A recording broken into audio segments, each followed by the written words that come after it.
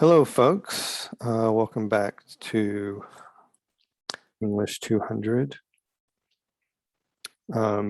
This is going to be a video lecture on Module 7 for quiz number 5 over Columbus. So by now, you should have already submitted your essay 1. It was due September 27th. And then yesterday, October 4th, taken your exam 1. And therefore that means that modules 1, 2, 3, 4, 5, 6 sort of form the first half of this course. And we will be moving from Columbus for the next few weeks from the Middle East, where we've been focused on first Judaism and then Islam, to now the New World, as it's called. It is, in fact, a world literature course. So I'll be using this text that's in your folder. Remember that all of our folders and resources and slides are in our Google Drive, and you can access that Google Drive by clicking either this link here next to the images of the anthologies from which the texts are scanned, or this master link here below that. I will also be using the slides that appear in the slide folder for Columbus, which is this slide folder 7. There is no slide folder 6, because in between 5 and 7 were the exam and essay in terms of Canvas modules. So if you click on this 7 Columbus slide folder, you'll see all these slides I'm going to discuss along with the text. Okay, so Columbus is actually Italian.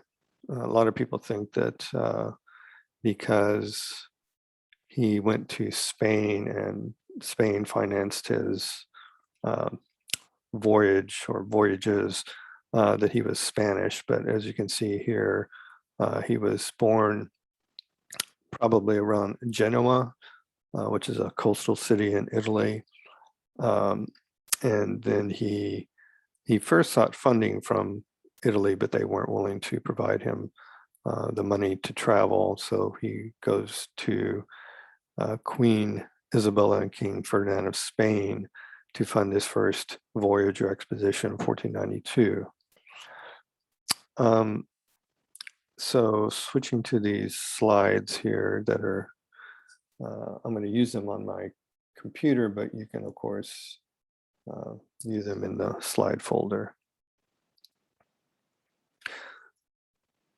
So taking a step back, I'm not sure how you folks were raised, but I think in large part still across our US nation, Columbus is taught as this kind of hunky-dory figure, almost like a founding father. We have kids in kindergarten, preschool, and so on, make images about Columbus. This little rhyme you may have heard or even said yourself, as a way to remember the date. Columbus sailed the ocean blue in 1492. He took a trip and sailed a ship, discovered a new land too. But as we will learn, he didn't really discover a new land, right? The land had already been there, or had already been discovered, we should say, by what we call either Native Americans, right? Various different tribes, or indigenous peoples.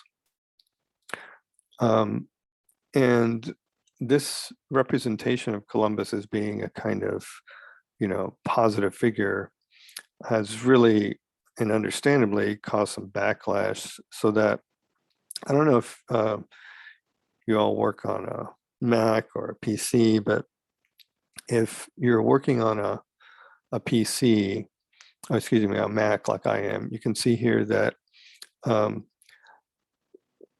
this coming 11th, October 11th, today's the 5th, I didn't ask for Columbus Day to be included in my,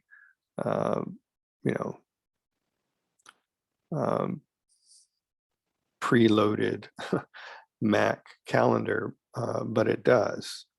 And you might find that in your phone or your tablet or your computer as well, that we have traditionally honored Columbus with a federal holiday.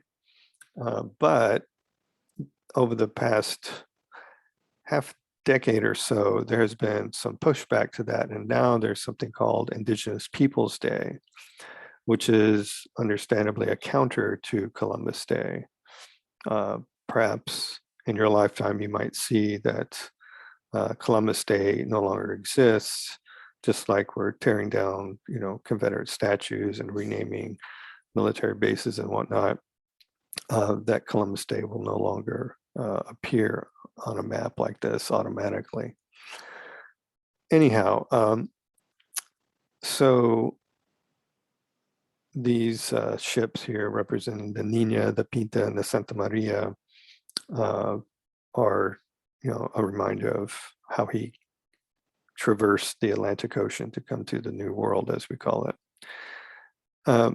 This is an actual quotation that the former, and I use this term loosely, president said when he was running for presidential office the first time in 2016. When Mexico sends its people, they're not sending their best. They're sending people that have lots of problems, and they're bringing those problems with us. They're bringing drugs, they're bringing crime, they're rapists, and some I assume are good people.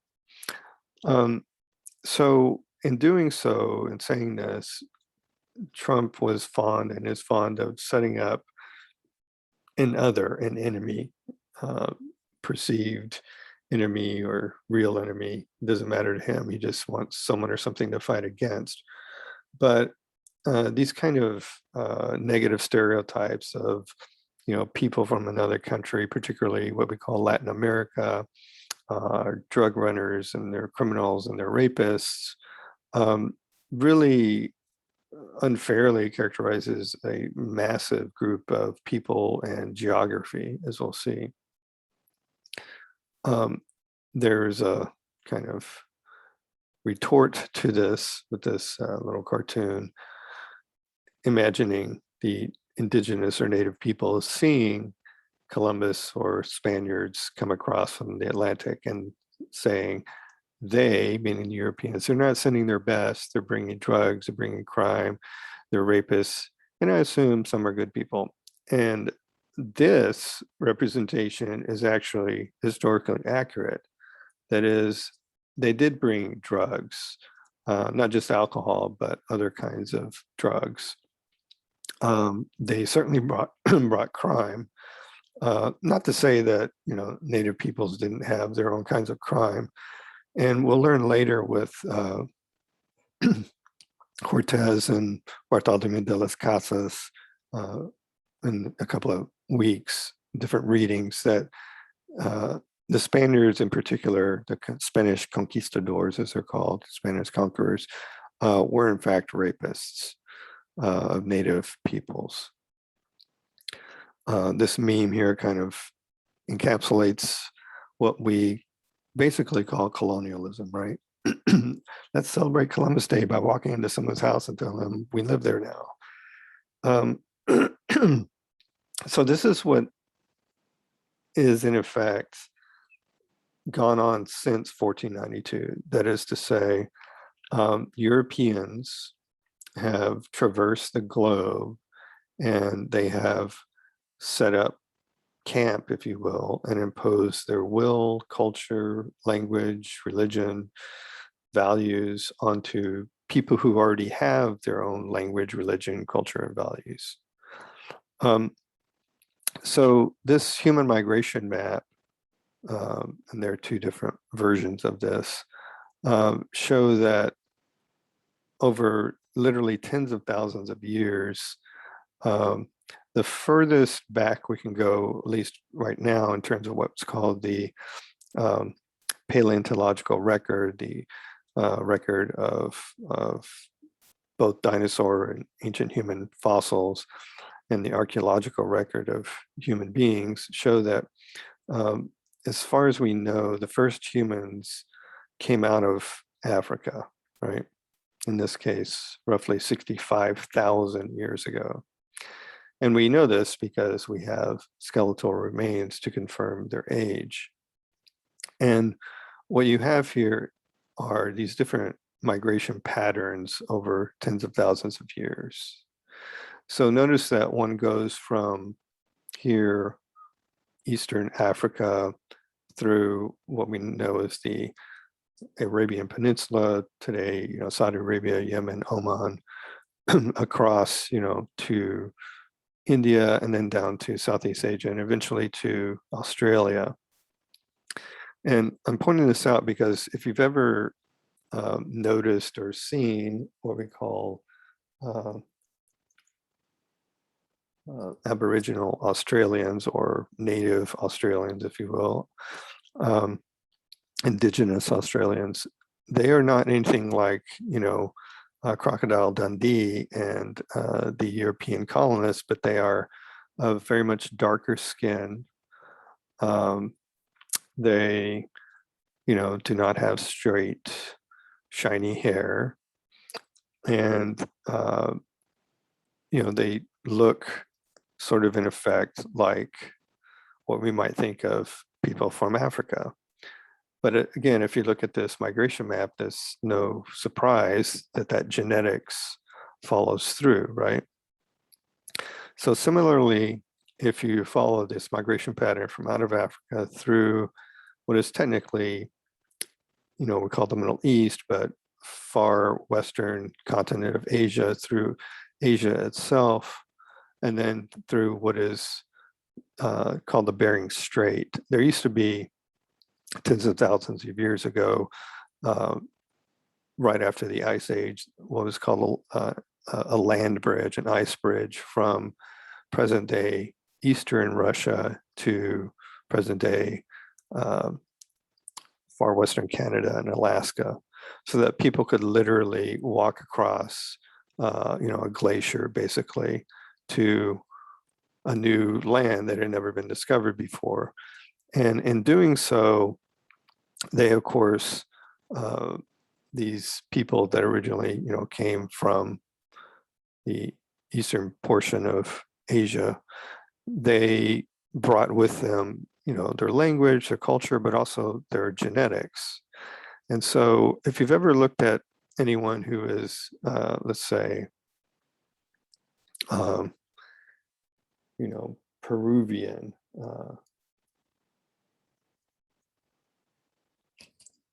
Peru is a country in South America, that their genetics, right, are fairly close to people of Asia, right? They have slightly darker skin. Their eyes are, kind of not round, but almond shaped, if you will. And this is, shouldn't be surprising if you understand the sort of eventual genetic migration, right? They have dark hair, dark eyes. If you didn't know better, you might think these young women are perhaps of Asian descent. Tens of thousands of years ago, perhaps, right? But not today. So I just want to point this out because there's a lot of misconception about why people look a certain way, dress a certain way, have certain cuisine and cultural practices, right? Which we'll talk about today. And in the next couple of weeks as well. So there's another Peruvian woman with her child. Again, notice the eyes, eye shape and color. So Colombo, as he was called, in he was again from Italy.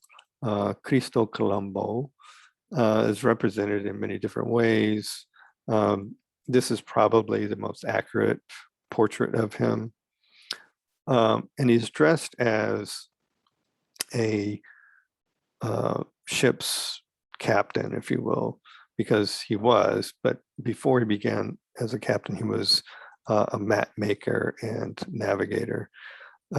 He's also represented here in this very kind of idealized European image with lighter hair and eyes. So we have lots of different representations of him, most of which are not perhaps accurate because, we don't have photographs back then. So again, he was born in Genoa, we believe, which is on the coast of Italy. And, he was a real person. Like here, we have a letter from him, with his signature. And this is also how we know what he did, because during this time, especially part of the Catholic Church, to which all of Europe belonged at this time, or the vast majority of Europe belonged to, the church itself kept meticulous notes. And then, of course, as a sea captain, he kept meticulous notes. So here's a representation of him, Columbus here, kneeling down before Queen Isabella and King Ferdinand of Spain. And they are, in effect, giving him, the charter or, the financing for his first voyage and subsequent voyages. And this representation is the same scene, but I want to point off here to the side, this figure here and this figure here, they're clergymen. And again, they would be of the Catholic Church. So here, this guy in red, who would be considered a cardinal, fairly high up in the Catholic Church. And I'm pointing this out because the Catholic Church was in large part, and you could argue still is today, part of the colonization process, that they not only helped finance, along with countries like Spain and Portugal and Belgium and so on, colonization efforts, but they also were quite keen on spreading their version of religion. So, this image here showing one of Columbus's ships, right, represents that with the Christian cross, as though they're doing it in the name of God. And in fact, the letter, if I just switch gears here to the letter, which is not very long in terms of reading, he opens his letter by basically saying that he's doing it in the name of God. Sir, as I know that you will have pleasure from the great victory which our Lord hath given me in my voyage, I write you this, by which you shall know that in 33 days I passed over to the Indies. So it took him, just over a month, 33 days, to make this journey with the fleet, which the most illustrious king and queen, the king and queen of Spain, Ferdinand and Isabella, our lords, gave me. So he says at the outset, right, that it's a victory that God or the Lord has given him. And this, the Nina, the Pinta, and the Santa Maria, the ships that he took on his first voyage, they're not just bringing their weapons and their food, but they're bringing language and religion and cultural values to impose on another people, as I mentioned. So remember, the first date of his voyage is 1492, right? And down here at the bottom, you can see this title. It says Portuguese Mapa, or translated as the Portuguese Map of the World, 1490. So just as a reminder, Portugal is literally right next to Spain. And Portugal, as it's pronounced, is and has become in history one of the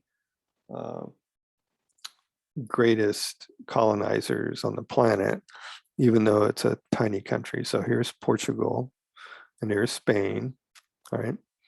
And if I zoom out a little bit here, right, you see that it's a tiny country in comparison to other, say, African countries or India or the United States for that matter.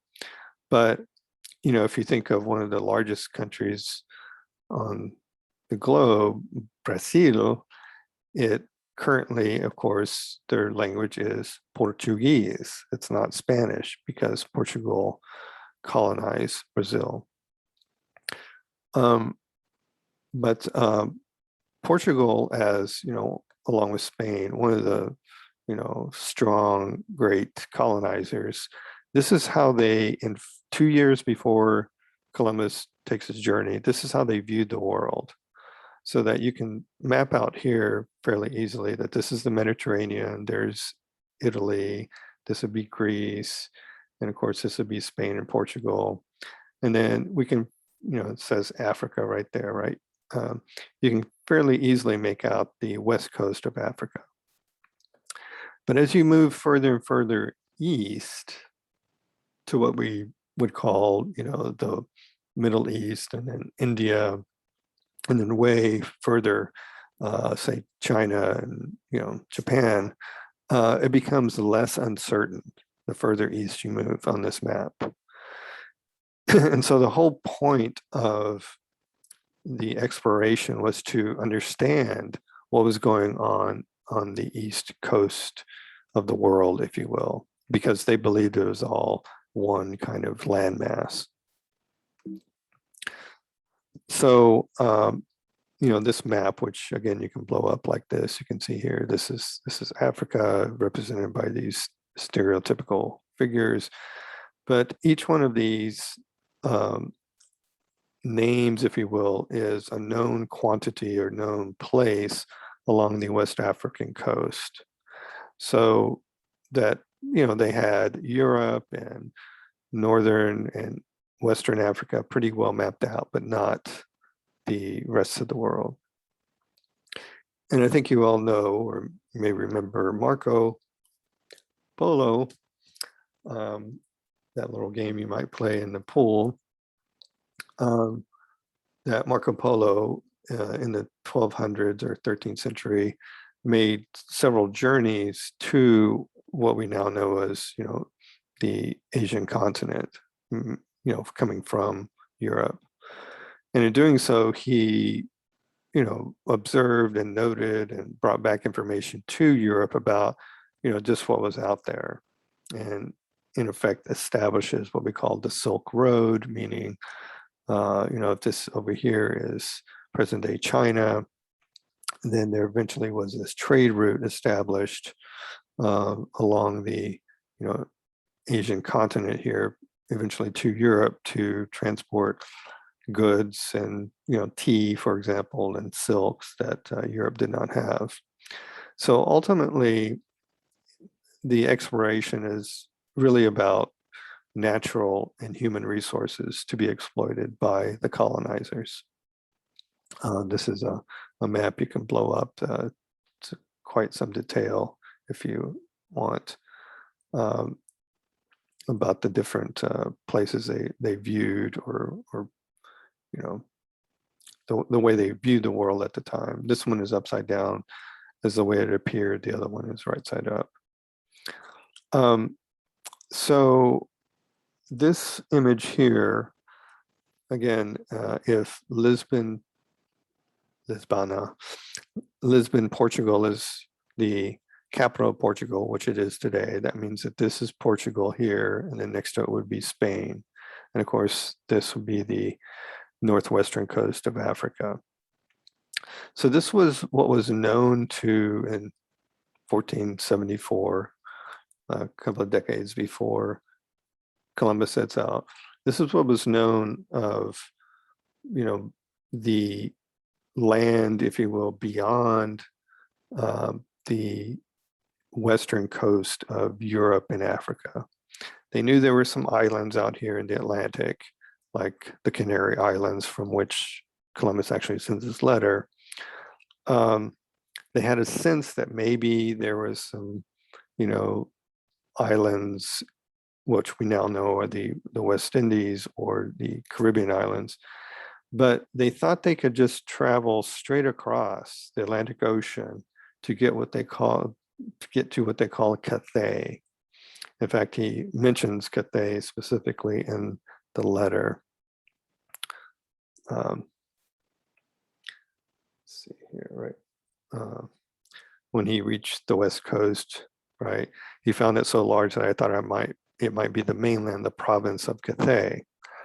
Well, what they didn't realize, the Europeans, is that there was, as you can see by this kind of lightly shaded area, an entire, not continent, but hemisphere, that is two continents connected in the way of getting to China or Eastern Asia.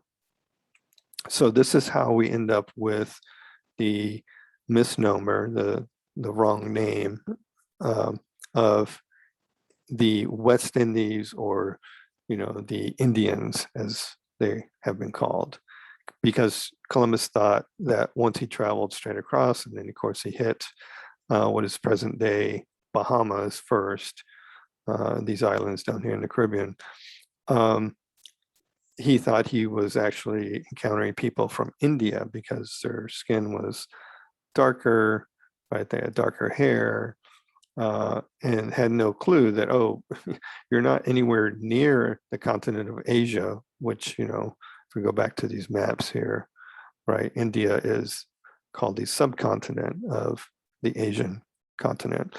They weren't anywhere near India, but they were on an entirely new, to them anyway, new hemisphere.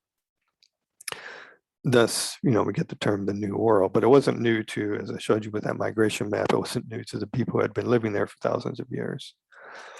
We've honored Columbus, not just with Columbus Day, but we used to have a stamp honoring Columbus. Stamps are a lot more expensive now, but and so this map here shows you color-coded what I was explaining a moment ago. So Portugal, right, in purple here, colonized various places around the globe. So purple here is Portugal, so colonized Brazil, parts of Western Africa and the coast of Southern Africa, and eventually into India and other southeastern nations or places. Spain here, tiny nation compared to the rest of the globe, of course, colonized what we now know is basically Latin America, everything from Mexico all the way south to Chile.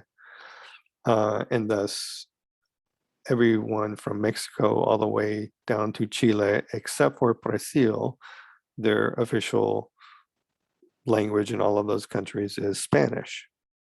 Just like over here in the Philippines, which you can see is brown, like the brown of the Spain here.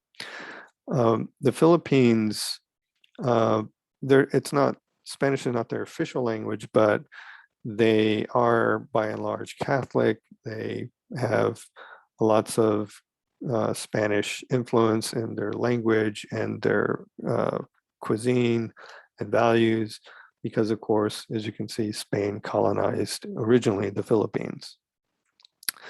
So, this is a kind of map, as it says here, of exploration over centuries, really. So the first voyage is in 1492. It begins in 1492, ends in 1493. And he takes, as you can see, several voyages.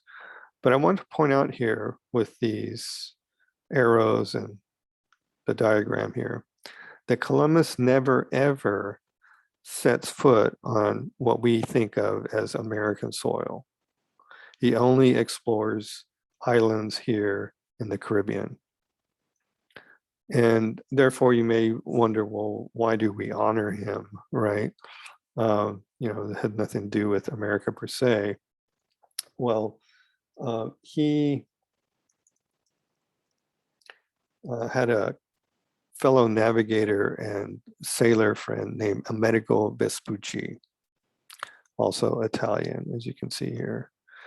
And in honor of Amerigo Vespucci, right, he kind of claimed the land after, or named it after his companion, Amerigo Vespucci.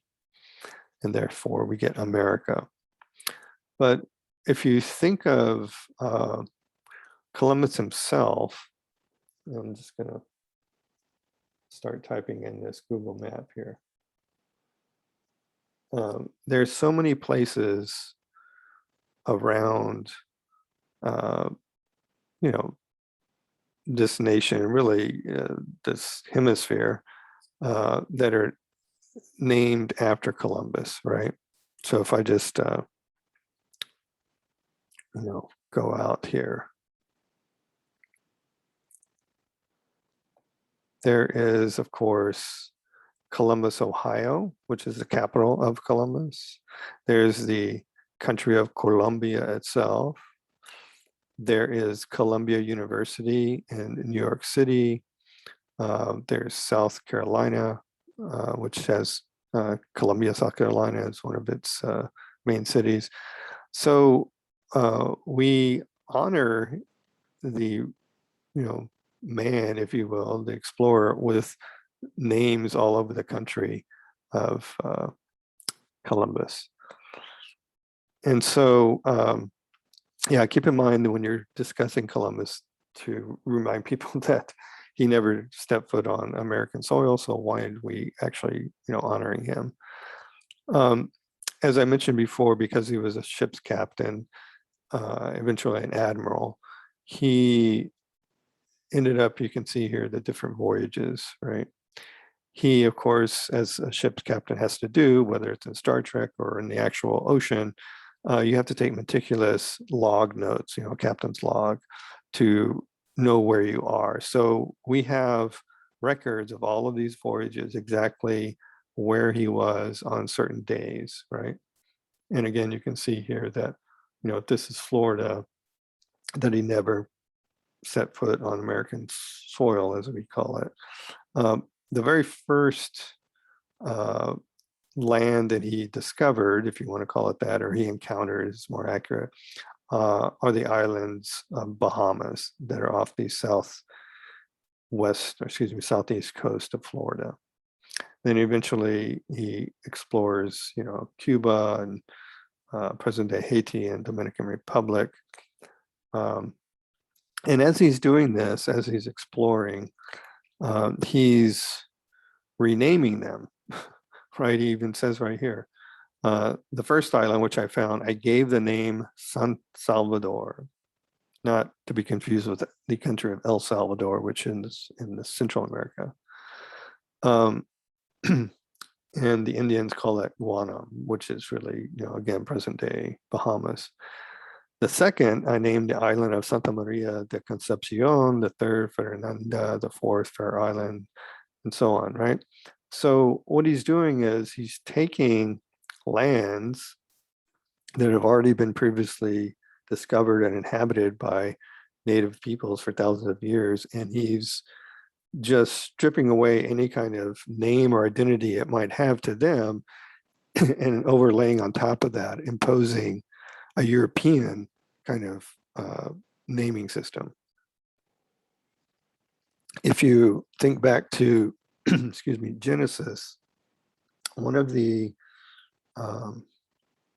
rights, if you will, one of the abilities that Adam has before Eve ever even shows up, is that God allows him to name all of the creatures, so that the otherwise construed, European, Caucasian is given this power of naming. And I just want to point that out here, that occurs in this letter. And going back to the slides here, Hispaniola is present day two nations. It's present day Haiti on the western side and Dominican Republic. And he talks about this in the letter. He calls it Española, but it's, Hispaniola. So here's Cuba, and down here is, you can see here, right? It was called Española by Columbus in the letter, and then Hispaniola by later Spanish conquerors, if you will. In the letter, he calls it right here, right?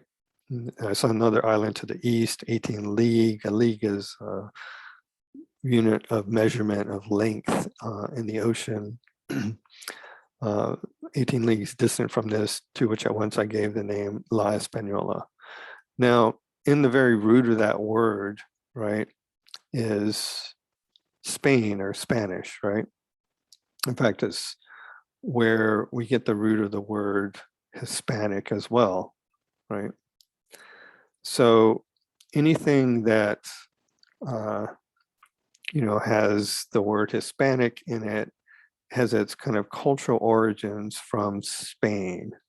So if you say someone is Hispanic, that means that, yes, they may have been born and raised in, say, Mexico or Central America, or even South America, but their kind of cultural and genetic roots can be traced back to Spain.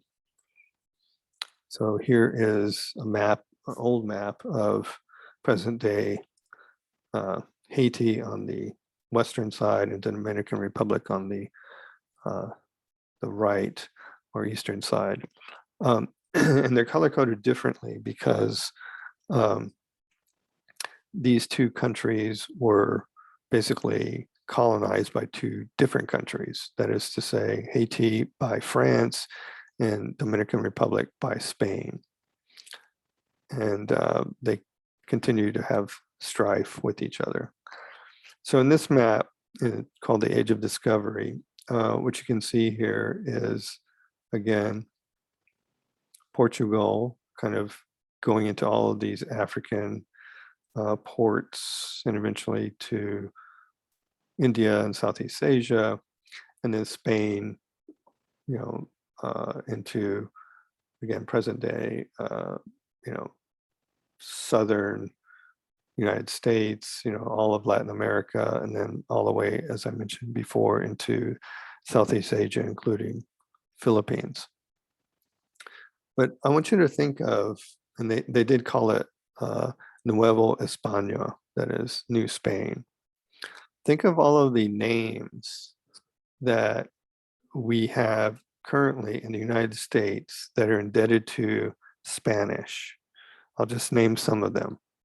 So Florida, which is how you would say it in Spanish, that is the land of flora and fauna. Lots of, if you've been to Florida, it has lots of, think of the Everglades, right?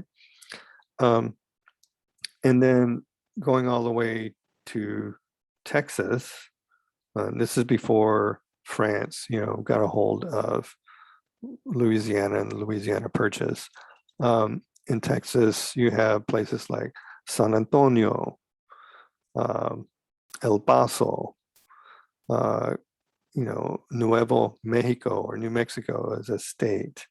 Going further west, right, we have San Diego, Los Angeles, San Francisco. We don't say them like that anymore because we Americanize things, and it's San Francisco.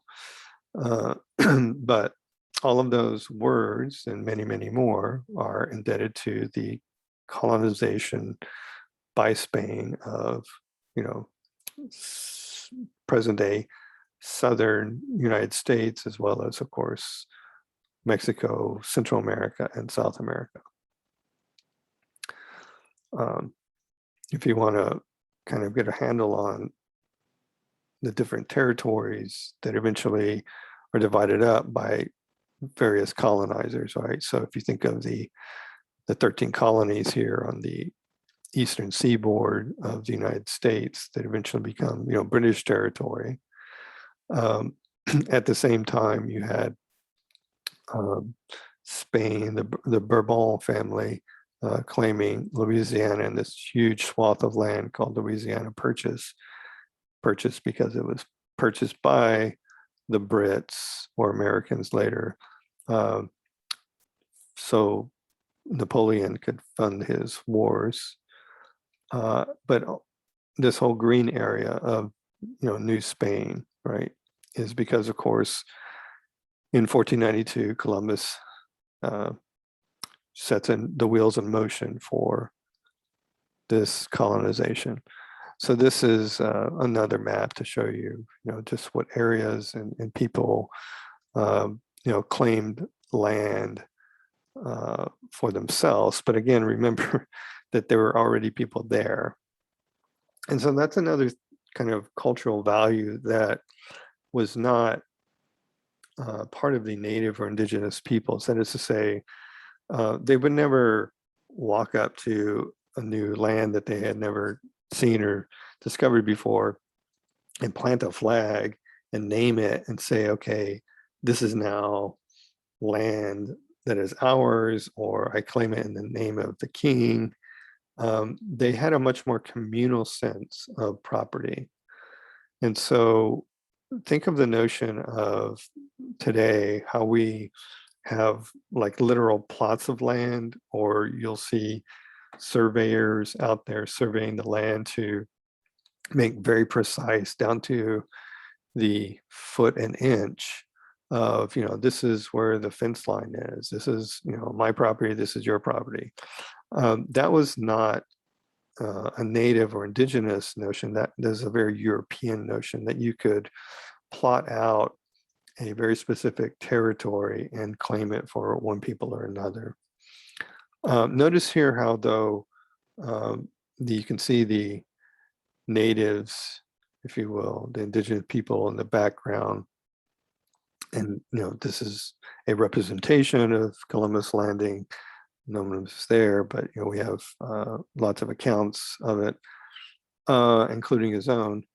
But they're largely without clothes, right? And this is a very specific thing that he notices and mentions in his letter. He says at the end of 543 that the people of this island and all of the others I have found and seen or not seen all go naked, men and women, just as their mothers brought them forth. Although some of the women cover a single place with the leaf of a plant or cotton, something which I made for the purpose. So this is an issue we've encountered before, originally in the Garden of Eden with Adam and Eve, and then later with Noah and his sons, that is of human nudity, that it's something that people should be ashamed of, or it's a marker of your barbarism or your savagery if you're not clothed. And notice how the Europeans here are fully clothed, and more so, these men right here are in steel armor. So these armored soldiers represent what we call Spanish conquistadors or Spanish conquerors. And he also notes that, I notice he's holding a sword here, and there, are battle axes and pikes in the background, that they did not have steel, right? It says they did have gold, right? Which, he says, great rivers and excellent waters, most of which contain gold, which is not true, but this is what he believed. He says they have no iron or steel, right? Nor any weapons. They did have bows and arrows, but not in the kind of European sense of weapons of, early handguns or muskets or swords. So that is very telling in terms of military discrepancy or prowess. That is to say, it's pretty hard to fight against a bunch of armored, sword-bearing soldiers when you have, bows and arrows and spears. It's not that you can't do it, it's just going to make it much, much harder to try to conquer a foe. So notice here how a different representation, he's claiming the land again with the Nina, the Pinta, the Santeria in the background. And in all of these images, if you look closely, like right there, this guy in the background, there's always a Catholic priest because they're claiming the land, not just in name of the king or queen, but in the name of God, really, right? So again, here's a priest holding a cross up, which if you can imagine to the natives here, right, that would have seemed like what we today call a talisman, holding up a piece of wood in the shape of a cross. Like, what is this, like voodoo doll symbol,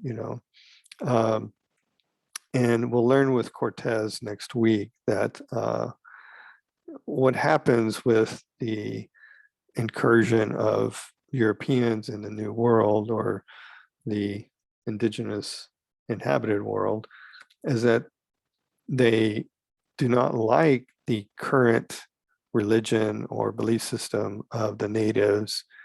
And so they either force them to convert or they kill them, and in turn overlay their own religion, in this case Christianity, specifically Catholicism, onto an existing religion.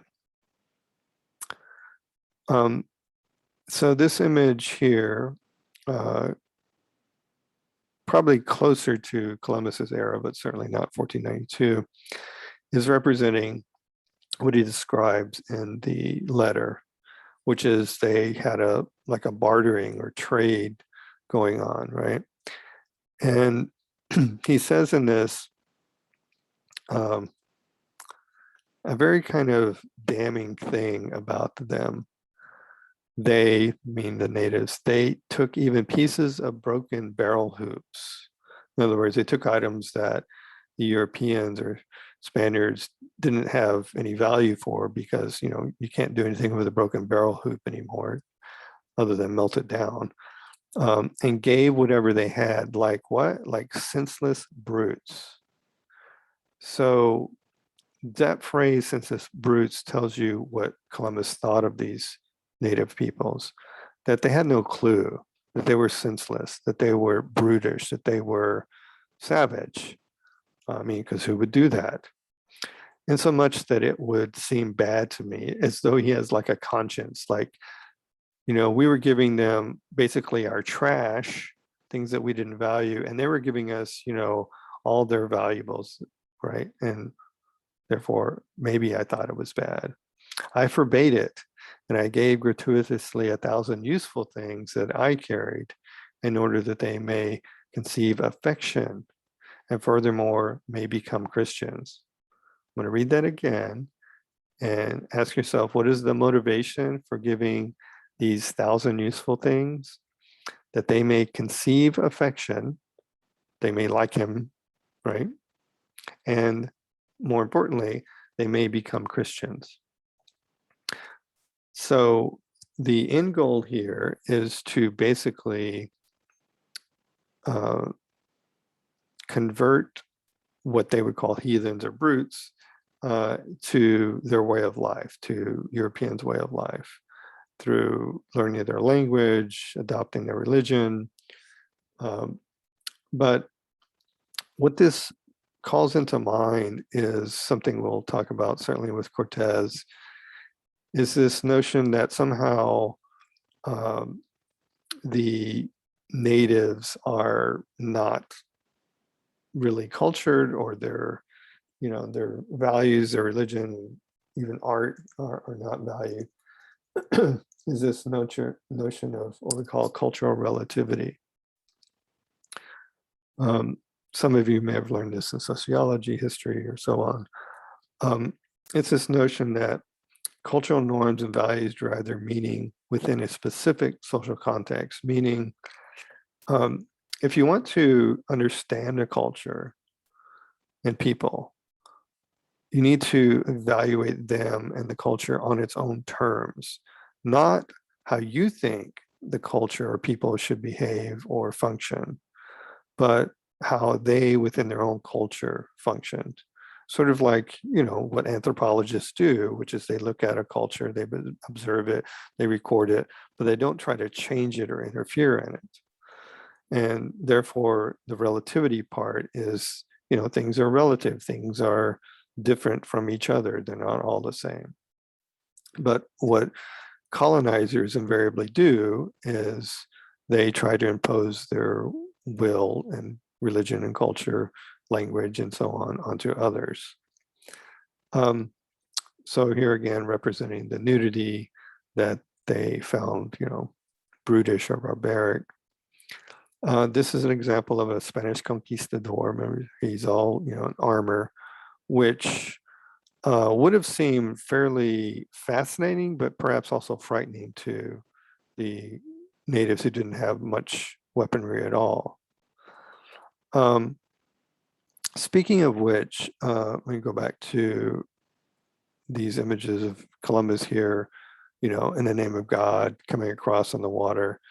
He says a couple of times in this letter something that is part of not just the Taínos. The Taínos were the actual peoples that Columbus encountered, as opposed to the Caribs, right? That for the Taínos, the native inhabitants of the Caribbean islands, the contact with Europeans proved fatal.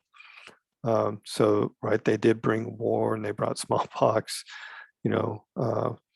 anyway, my point here is that inside of the letter, he mentions a couple of times that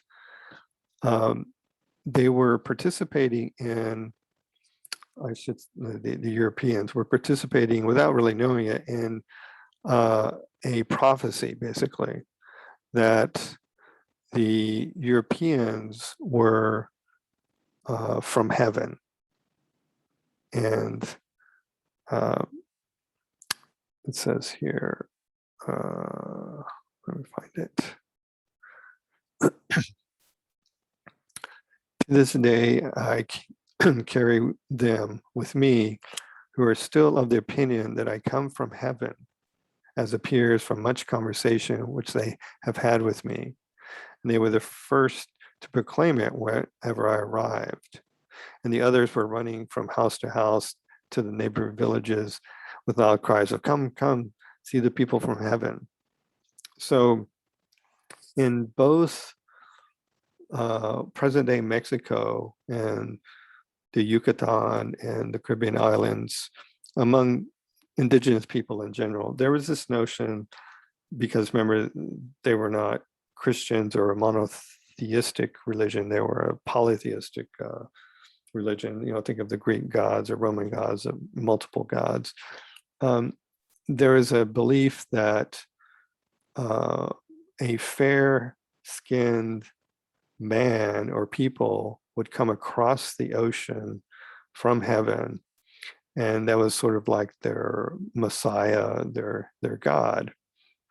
And this, as I will explain next week, this is part of the reason that Montezuma, the leader of the Aztec people, did not immediately go to war with the Spaniards and Cortez, but they were sort of duped into believing that, oh, these are actually, part of the prophecy being fulfilled, right?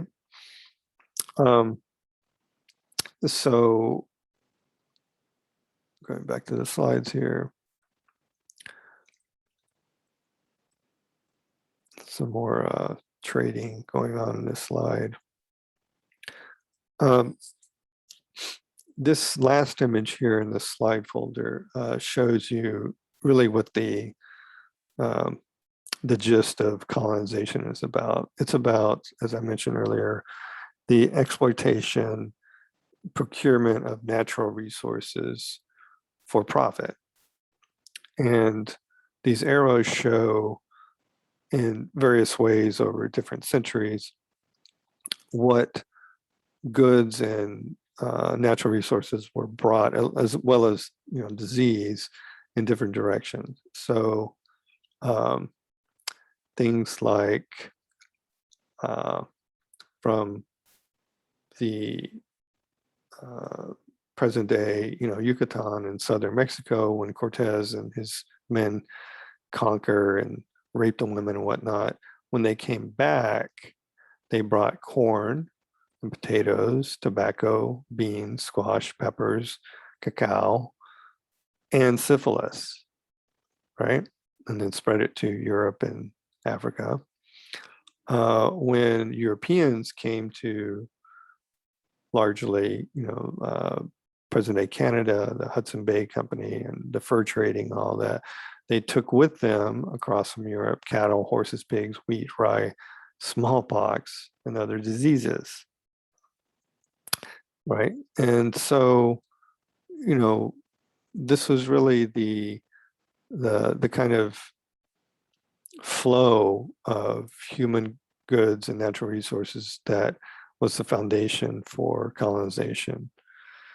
I do want to mention a couple of things in this letter before I close here. You can see here this word canoa, right, which we later call canoes, that there are a lot of linguistic cognates, we call them, words that come from another language, whether it's Spanish or Italian, that we now have in our own language. A number of the things that he took, let's see here.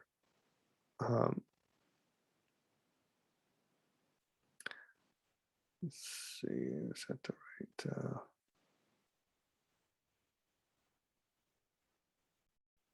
right? Hot spices. So they took back, what do you call it? Peppers. And they believed that there was incalculable gold because they saw the Tainos with gold around their necks or jewelry. And they thought, well, this place must be full of gold. So we have to come back and find out where it is. This is, along with, the fruits and plants and, tobacco and whatnot that they take back to Europe. This is one of the driving factors of researching for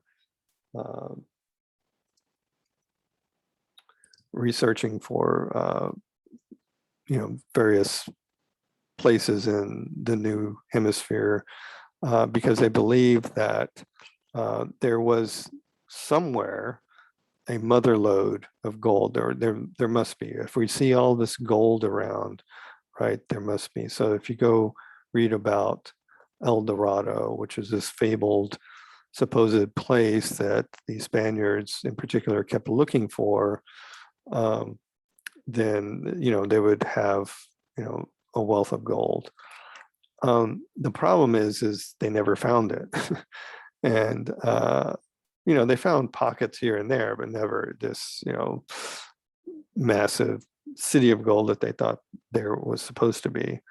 But the thing about gold is, it had some value for the natives, but nowhere near the value that Europeans placed on gold. And in fact, today, if you think about currency, right, we have what is called the gold standard.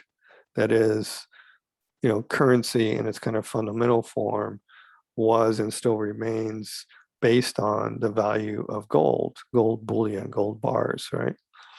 And it's just, like silver or copper for that matter. It's just, or iron, an element, a natural element, you think of the periodic chart of tables, that it's something that comes from the ground, but like why gold in particular, right? You know, it's shiny, of course, but it never rusts. It's malleable. It can be made into different things, particularly, you know, coins. And we know now in our kind of technological information age that gold has other chemical and physical properties, like it's a great conductor of electricity, you know, it's used in lots of very fancy computers and supercomputers and whatnot, or, you know, recording equipment and so on. But he says here that they gave me spices and cotton, right? And then he goes on to say, and slaves, right? As many as they shall order to be shipped, and these shall be from idolaters. So yes, they gave them spices and cotton, but they also took slaves. And why? Because these particular people would not convert, that they were idolaters. Idolater is one who worships an idol, which is kind of ironic because if you think of Catholicism, they worship statues and they would pray before a statue or hold up a crucifix or pray with, you know, rosary beads. But their version, that is a native's version of idolatry, right, was not simpatico with the Christian version of idolatry, if you will. So, you know, he takes people back to Europe. You know, he says that he wants them to learn their language. I don't know if I'm gonna try to find that. Have you all read that? He basically captures people, right? He says,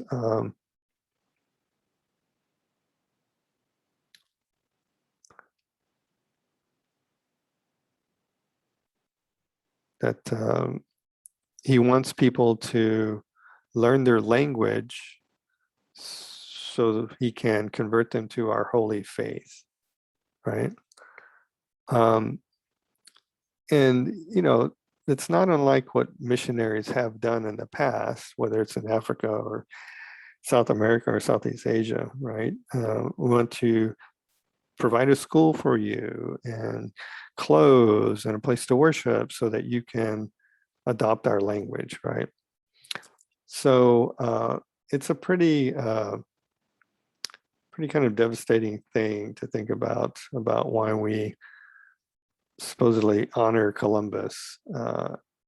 And that's, you know, precisely why I included it as a reading, because I want us to think about, especially, you know, if we're thinking about Black Lives Matter, which certainly they do. One of the things that we rarely ever hear about are Native Americans matter. And Native Americans were here, or indigenous peoples were here, quite literally thousands of years before any of us were here. Unless, of course, you are. I'm speaking to some student who's Native American. So yeah, I just want you guys to have a sense of this, of Columbus. And next week, we'll be covering, if I go back to the course schedule here, we're covering Cortez. Cortez is also a Spanish conquistador and kind of follows the footsteps of Columbus, but instead of the Caribbean islands, he goes into Mexico. All right, folks, so this is to help you for quiz number 5 that is due this coming Monday, October 11th. So hope you remain well. Take care. Bye.